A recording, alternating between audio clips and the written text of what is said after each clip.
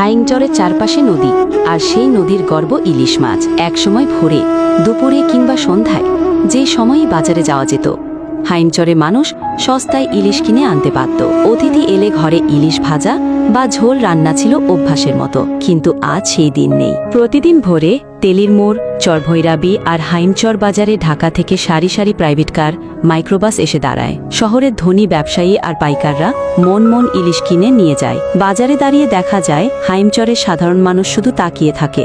দরদাম করতে গেলে দাম আকাশ ছোঁয়া। মজিদ মাস্টার, যিনি হাইমচর সরকারি স্কুলের শিক্ষক, কয়েকদিন ধরে তার ছেলে অনুরোধ করছে, বাবা, ইলিশ ভাজা খেতে চাই। মজিদ মাস্টার বাজারে গিয়ে শুধু দীর্ঘশ্বাস ফেলে ফেরে। 1 কেজি ইলিশের দাম তার একদিনের বেতনের প্রায় অর্ধেক।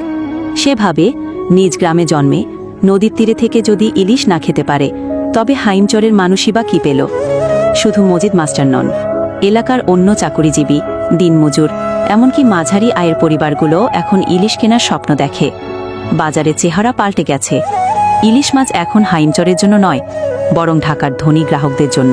একদিন সন্ধ্যায় বাজারে দাঁড়িয়ে মজিদ মাস্টার দেখল সারি সারি গাড়ি, চারদিকে কোলাহল, প্যাকেট ভর্তি ইলিশ গাড়িতে তোলা হচ্ছে। পাশের এক বৃদ্ধ বলল, দেখো বাবা, নদী আমাদের, মাছও আমাদের, কিন্তু ভোজন অন্যের। আমরা শুধু তাকিয়ে থাকি। সেদিন বাসায় ফিরে মজিদ মাস্টার শুধু ডাল আর আলুর ভর্তা দিয়ে ভাত খেলেন, কিন্তু বুকের ভেতর কেমন একটা হাহাকার জমে রইল। হাইমচরের মানুষ কি আর কোনোদিন নিজের নদীর ইলিশ খেতে পারবে, নাকি ইলিশ শুধু তাদের চোখের সামনে দিয়ে ঢাকা শহরে চলে যাবে চিরকাল?